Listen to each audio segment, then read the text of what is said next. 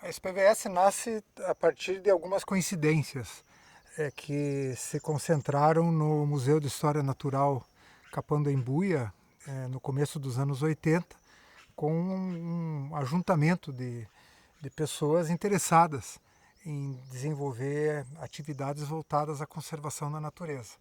Então, no meio daquela energia, toda aquela vontade de trabalharmos com conservação, principalmente para colaborarmos com o museu, surgiu a ideia desse grupo de criar uma instância formalizada, uma instituição. Na época, nos anos 80, não se falava em terceiro setor, ONG, isso no Brasil era muito incomum, tinha algumas raras organizações.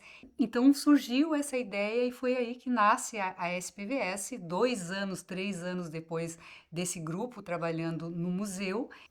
A partir de 84, toda essa década de 80, a SPVS procurou conseguir seus primeiros projetos, seus primeiros trabalhos. Boa parte dessas atividades eram isoladas, em regiões em que você começava um projeto, terminava o projeto e voltava, abandonava a área. E isso mostrou-se bastante improdutivo, porque você não tinha uma chance de dar continuidade a uma atividade complexa, como é você mudar cenários na área de conservação da natureza.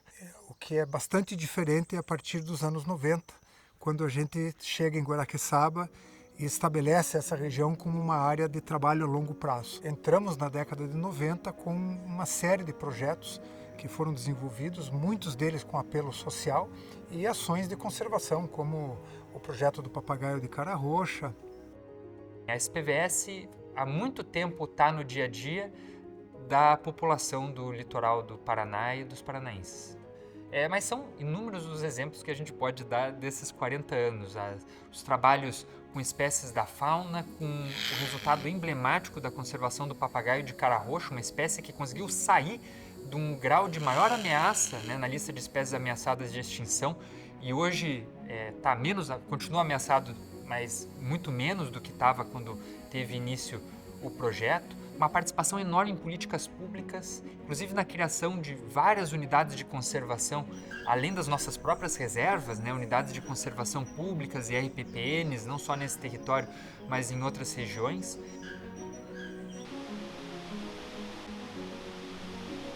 A SPVS, por exemplo, teve um papel muito relevante na criação da primeira reserva natural da Fundação Grupo Boticário, fazendo toda uma avaliação muito criteriosa e nos indicando qual seria o local prioritário para a aquisição e para onde hoje é a Reserva Natural Salto Morado.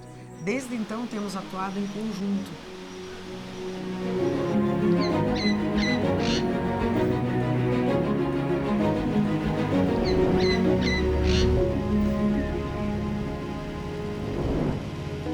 Então, a SPVS, ela trabalha com espécies-alvo.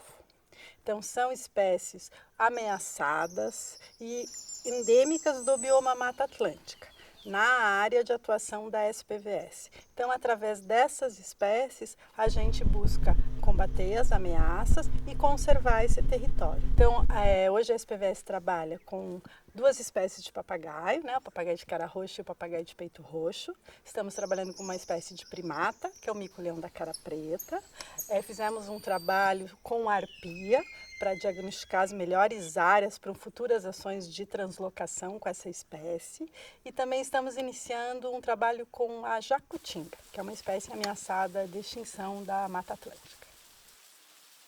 Quando me chamaram, era para construir um projeto. Então, fazer um plano de ação e pensar quais seriam as linhas mais estratégicas para combater a ameaça, que era um tráfico de filhotes. Muito alto na época, a retirada de filhotes de papagaio de cara roxa. No começo, as pessoas não sabiam, elas sabiam que existia essa espécie, elas falavam que antigamente, muito antigamente, tinha muito papagaio na região, diz que até o céu ficava verde, e era comum as pessoas se alimentarem de papagaio. Então elas comiam e vendiam os filhotes.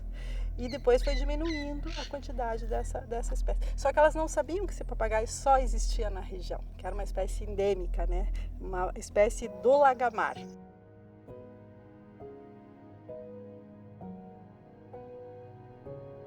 Então o projeto iniciou contratando na época 3 pessoas, 2 na Ilha Rasa e 1 na Ilha das Peças, para nos apoiar e nos auxiliar na busca dos ninhos. Então isso também fez a diferença. Elas começaram a sentir orgulho por estarem, né, próxima a essa espécie, e essa espécie, o papagaio, poder ser um atrativo para o turismo local, enfim. Então esses benefícios fizeram a diferença para as pessoas, e a gente conseguiu com isso que a população se recuperasse. Um dos resultados importantes foi que em 2014 o papagaio de cara roxa saiu da lista de espécies ameaçadas de extinção. Ele está hoje como quase ameaçado, porque ainda há necessidade de realizar ações de conservação para a proteção dessa espécie.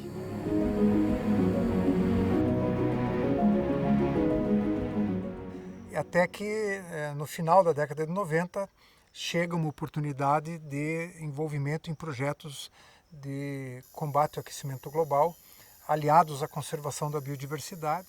Esse foi um grande diferencial na história da SPVS, sair de projetos pontuais, projetos isolados, para uma agenda de longo prazo numa determinada região, selecionada como área prioritária por conta da sua importância, e perseverar na mesma região, buscando diferentes projetos que fossem convergentes com as necessidades que a região apresentava.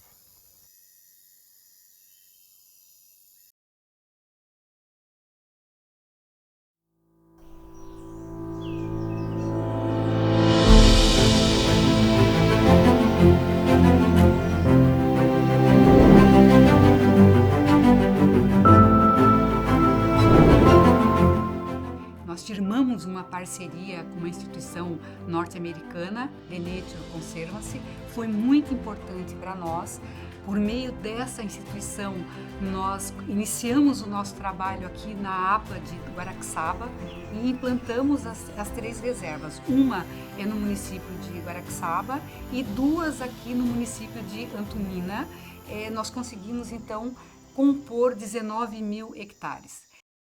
Quando nem se falava em carbono no Brasil, a SPVS deu um passo à frente. Foram diversas fazendas de búfalos, que tinham criação de búfalo, que foram adquiridas e restauradas na parte dos pastos, né? E que geraram um ativo espetacular, né? Em florestas, né? A instituição cresceu, ela saiu de um grupo de 10 funcionários para 100. Então isso fez com que a SPVS trocasse pneu com o carro andando. A partir do ano de 2000 nós iniciamos um longo processo de restauração ecológica aqui, né, onde foram plantadas quase 1 milhão de mudas de árvores nativas. E hoje essa floresta está com mais ou menos 20 anos de formação, né? Ela vai continuar evoluindo, vai continuar se recuperando por muito tempo ainda. Para te dizer assim, eu acho que mudou totalmente, mudou tudo. Que antes a gente trabalhava numa fazenda, né?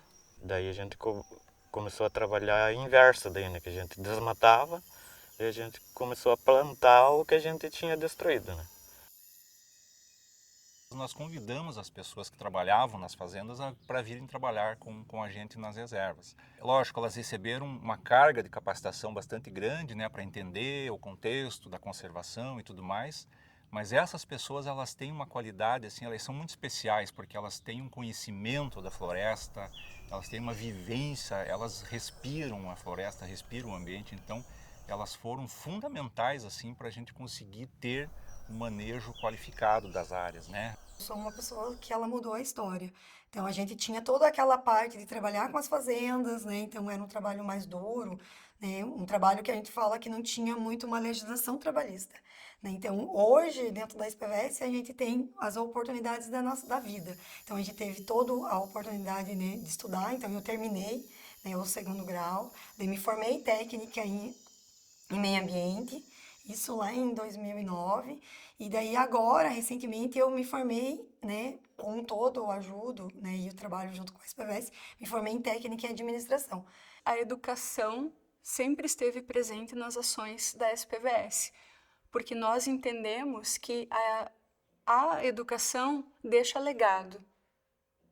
Ela faz com que as ações sejam perpetuadas, as ações de restauração, as ações de conservação da natureza.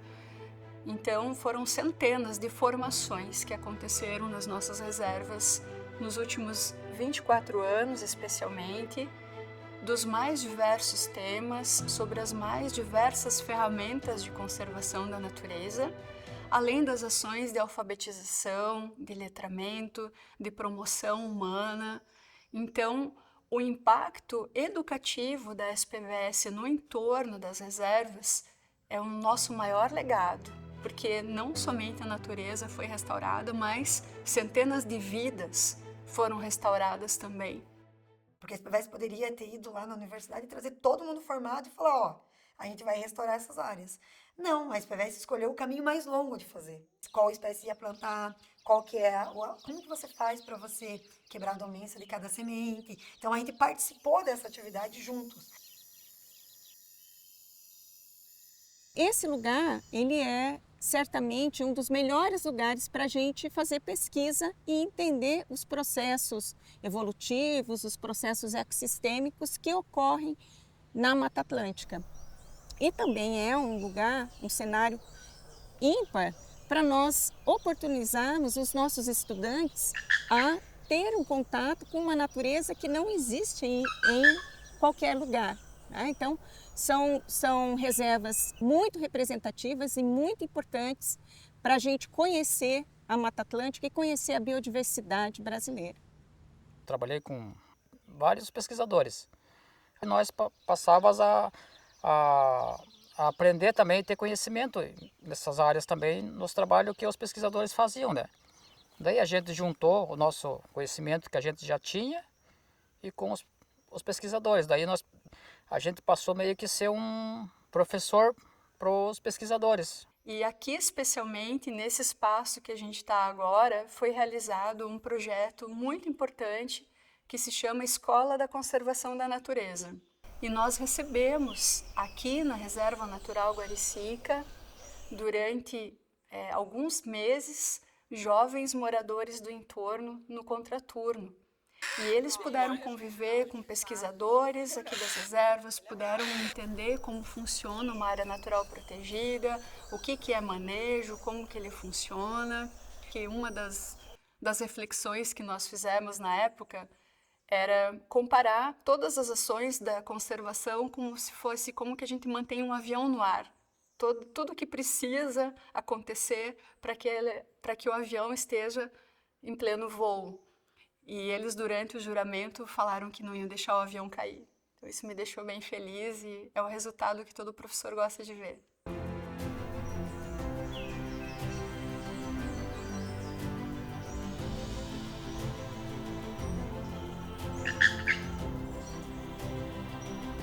Foi muito emocionante quando a gente trabalha com armadilhas fotográficas, né? Então, quando a gente tirou o cartão da armadilha fotográfica e viu a imagem da onça no computador, foi realmente foi um momento único, assim, que realmente se fala, poxa, o nosso trabalho está dando certo, esse é um resultado do nosso trabalho, porque o animal está encontrando um ambiente favorável.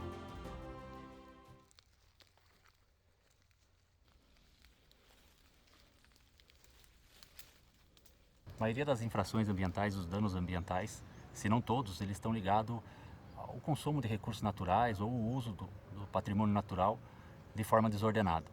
Então, as ações de prevenção para que isso não aconteça e de repressão, caso aconteça, desenvolvidas pela Polícia Militar Ambiental e por outras instituições estatais, embora seja fundamental para a proteção do meio ambiente, dos recursos naturais, do equilíbrio ecológico, elas por si só não garantem tudo isso. Então, são necessárias várias outras frentes. como ações de educação ambiental, ações de implantação e gestão de áreas naturais protegidas, projetos de conservação e pesquisa sobre espécies ameaçadas, restauração de áreas degradadas. Então, eu acho que um dos principais exemplos que a gente pode citar com relação a benefícios que as reservas trouxeram para a região é a proteção dos mananciais, né? Por exemplo, a proteção do manancial que abastece o município de Antonina. São 19 mil pessoas que consomem, que usam esse serviço ambiental, que é a água que sai de dentro das reservas, né? E isso é muito significativo aqui na região e não é só o município de Antonina que usa esse serviço, são várias comunidades do entorno que são abastecidas com água de qualidade e isso garante assim, uma segurança hídrica para essas pessoas daqui, né? É incrível de ver o resultado dessas áreas, o quanto essas áreas já evoluíram na sua restauração. Mas mais do que isso, mais do que a preocupação com a restauração, são projetos amplos, uma visão holística também de preservação e de conservação e de fortalecimento de toda a biodiversidade, suas certificações e também com o que a gente fala muito de produção de natureza, né? Ou seja, a preocupação também com a comunidade. Isso foi um marco, uma mudança na nossa história. Eu acho que mudou a história da SPVS e mudou a história dessa região também. E os anos 2000 eles passam principalmente com o desenvolvimento dos projetos de implantação e gestão das reservas naturais e casando um pouco mais à frente com a implantação da iniciativa Grande Reserva Mata Atlântica.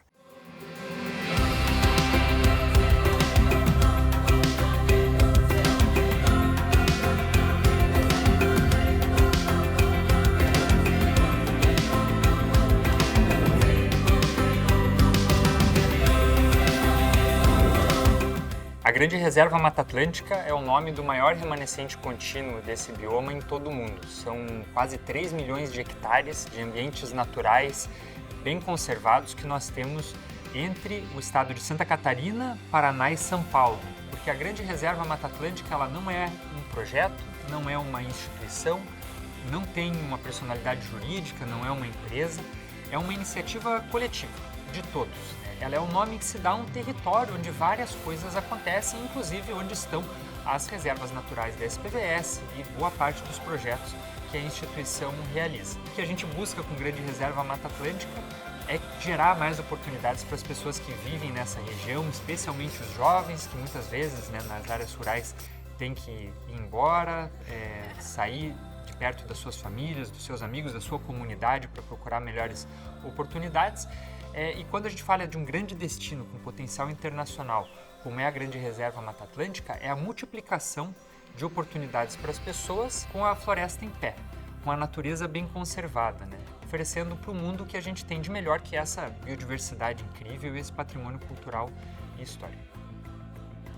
Nós tivemos a oportunidade de fazer um intercâmbio, né? Uma troca de experiências com outra organização que se aproximou muito da SPVS nos últimos anos, que é a Fundação Rewilding Argentina. Com características muito parecidas, vamos dizer assim, com aquelas que a gente encontra aqui no Brasil. A conservação da natureza vem sendo enxergada por parte da sociedade como um empecilho ao desenvolvimento. Isso é um mote que acabou sendo incorporado no entendimento corriqueiro das pessoas, e quebrar esse tipo de entendimento equivocado é um desafio.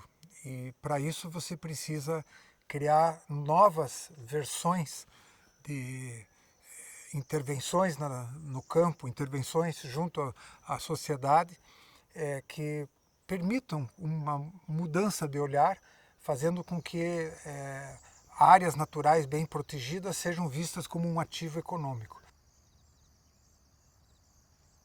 Porque quando a gente fala de meio ambiente, é uma pauta gigantesca.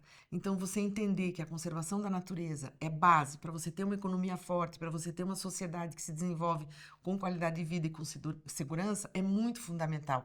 como você consegue mudar essa chave, trazendo a conservação da natureza como parte da vida das pessoas, parte dos seus negócios. Nós achávamos que a natureza tinha o seu valor intrínseco. Ela por si só já merecia ser preservada. E a gente percebeu nesses 40 anos que esse entendimento não é para todas as pessoas.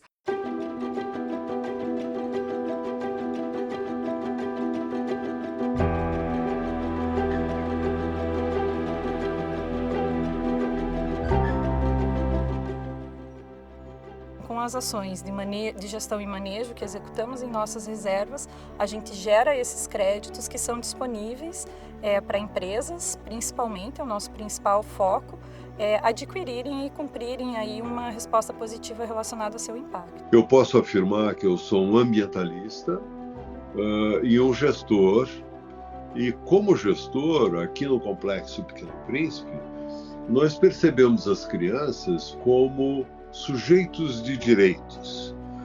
Como vai ser o futuro dessas crianças que nitidamente a gente está proporcionando uma oportunidade de vida? Considerando tudo que a gente sabe hoje da crise ambiental em curso, o Complexo Pequeno Príncipe se vê na mais absoluta obrigação de assumir a responsabilidade e dar o exemplo na sua gestão ambiental interna, e nos leva a um aprofundamento. Qual? A gente precisa ir além, a gente precisa calcular a nossa demanda, o nosso consumo de natureza.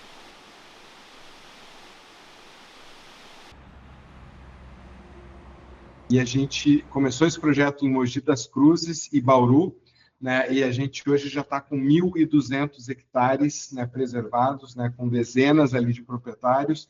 É um projeto que é liderado e financiado pela Coca-Cola FEMSA, que é hoje um dos maiores fabricantes, não o maior fabricante da Coca-Cola, do sistema Coca-Cola no mundo, né? Então a gente tinha fábricas nessas duas regiões, não tínhamos um parceiro local, né, que tivesse esse know-how e esse histórico, essa capacidade.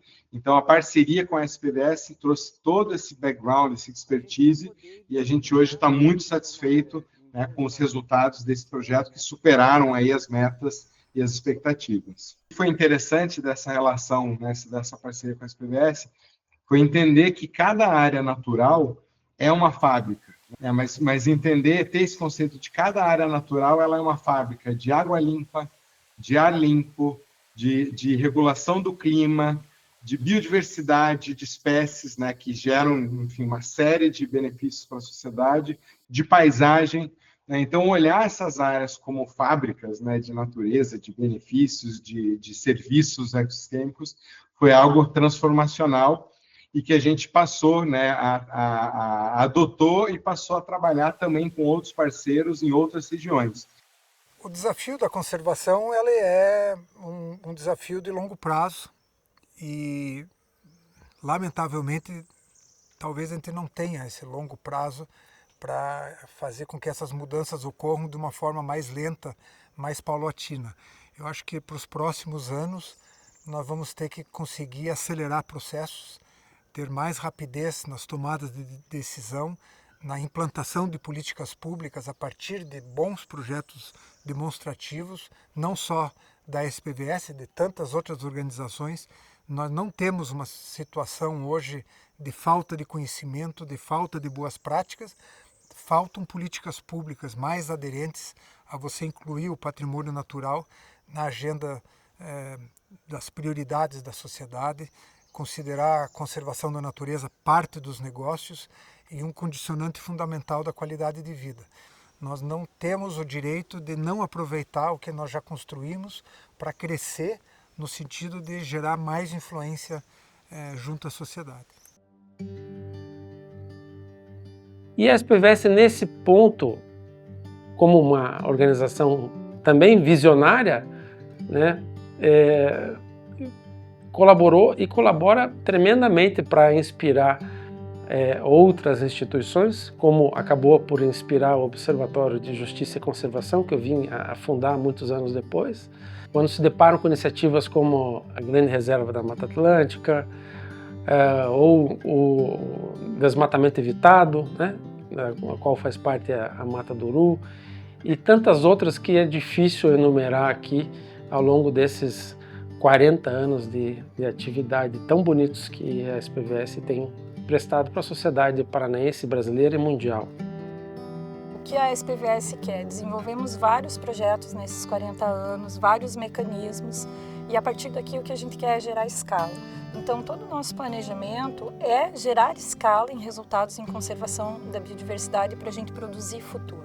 Para ter um ganho de escala nas ações de proteção da natureza, investimentos socioambientais, eu creio que o exemplo da SPVS é muito poderoso. Quem dera se nós pudéssemos ter outras instituições, que existem, é claro, mas outras instituições que possam levar atividades de combinação de proteção da natureza, recuperação de áreas, pensando também no ser humano, nas sociedades, como a SPVS faz, multiplicando o tipo de atividade realizada, com toda a sua seriedade, com a parte técnica bem desenvolvida, com toda a ética que a SPVS tem, a sua visão. Então, eu acho que essa relação entre movimentos sociais, poderes executivos, poderes legislativos, instituições financiadoras, empresas privadas, tudo isso eu acho que tem no exemplo da SPVS um caso muito interessante para que nós tenhamos um aumento de escala das ações, para que a gente obtenha, todos os resultados que a gente espera de defesa da natureza e ganho de sustentabilidade em geral para todos nós. Nos primeiros 20 anos de história da SPVS, pouquíssimos os projetos aceitavam pagar recurso administrativo. Você não tinha esses recursos, e comunicação nem se falava. Nessa década agora, até mais recentemente, essas áreas meios hoje são a ponta de lança praticamente para você conseguir aprovar projetos, é a base, é onde tudo começa, é onde você se habilita. Se você não tem essas estruturas com transparência, com a materialidade, com prestação de contas, com realmente todo um controle, é impossível você hoje gerenciar recursos, principalmente recursos públicos. Quem doa recurso, a iniciativa privada, ela sempre quer saber o que ela ganha com isso. E é através da comunicação que você consegue dar esse posicionamento, você consegue valorizar o investimento. Ele percebe, tanto os investidores como a população, que a área ambiental ela não é uma despesa, não é um problema, ela é um ativo, ela é um investimento. Nós entendemos que teremos resultados mais palpáveis, melhores escolhas em relação à conservação da natureza, se as pessoas entenderem que elas fazem parte da floresta, fazem parte da biodiversidade e que esse equilíbrio é necessário para que todos tenham qualidade de vida, que todas as formas de vida são importantes. E essas imersões, elas trazem essa oportunidade de reconexão através da metodologia da educação para a conservação da natureza. A nossa meta, os nossos objetivos, eles precisam ser mais ambiciosos. E não é uma questão de querer ser mais ambicioso, porque a gente precisa ser. É a necessidade que a sociedade como um todo está vivendo. Eu entendo que a SPVS, como um ator que tem 40 anos de história e uma caixa de ferramentas incrível para se trabalhar a conservação da natureza, a SPVS tem um papel muito importante, liderando, articulando, acompanhando outros parceiros nessa busca, por uma conservação da natureza mais efetiva. Qualquer instituição do terceiro setor, me parece que tenha como uma característica fundamental o otimismo. E nós não poderíamos deixar de manter esse otimismo trabalhando na área de conservação da natureza. Esse trabalho desenvolvido nos últimos 5 anos da Grande Reserva Mata Atlântica, da narrativa de produção de natureza, que nós estamos olhando os próximos 40 anos, como que a gente consegue convencer mais pessoas, trazer mais instituições e, quem sabe, até um grande parceiro institucional que entenda que a nossa instituição é uma organização séria, robusta, que faz entregas importantes, não só para as pessoas, mas para os negócios também.